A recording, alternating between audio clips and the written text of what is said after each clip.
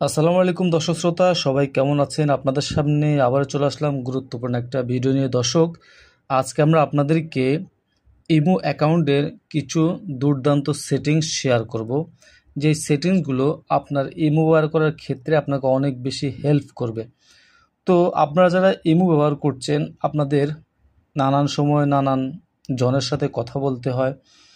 আমরা অনেক সময় আমাদের ইমো অ্যাকাউন্টটা দিয়ে আমরা নানান ধরনের গোপন কথাবার্তা বলে থাকি, বা আমরা আমাদের যে কোনো পার্সোনাল অনেক কিছু শেয়ার করি। তো অনেকে কি করে, আমরা যে কথাবার্তা বলছি বা আমরা যেই যা করছি ইমুতে, সেটা প্রমাণ রাখার জন্য তারা স্ক্রিনশটটা রেখে দেয়।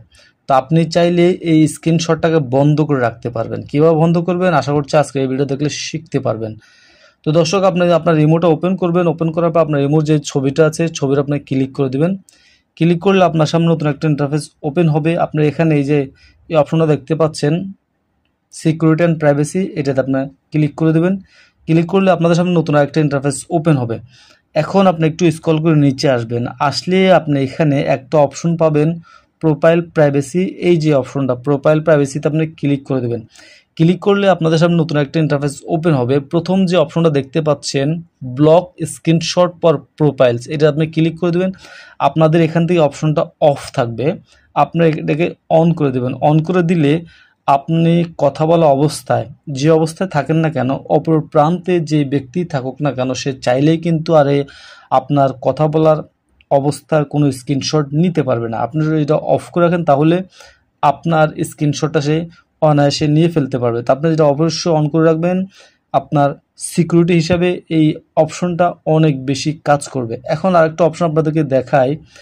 আমরা বর্তমানে যারা ইমো ব্যবহার করি, আমাদের নাম্বার থাকে, ছবি থাকে।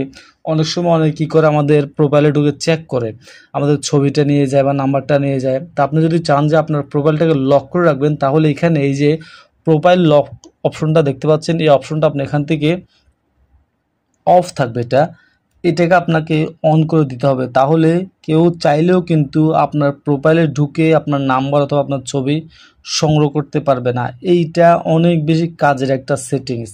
আশা করছি এই দুইটা সেটিংস আপনার ইমোতে করে রাখবেন, তাহলে আপনি ইমো ব্যবহার করার ক্ষেত্রে অনেক বেশি সিকিউরিটি পাবেন। ভিডিওটা ভালো লাগলে বা উপকার আসলে শেয়ার করে দেবেন, চ্যানেলটা সাবস্ক্রাইব করবেন, ফেসবুক পেজটাকে ফলো দেবেন। আজকে আমাদের এখানে বিদায় নিচ্ছি, আবারও দেখা হবে। আল্লাহ হাফেজ।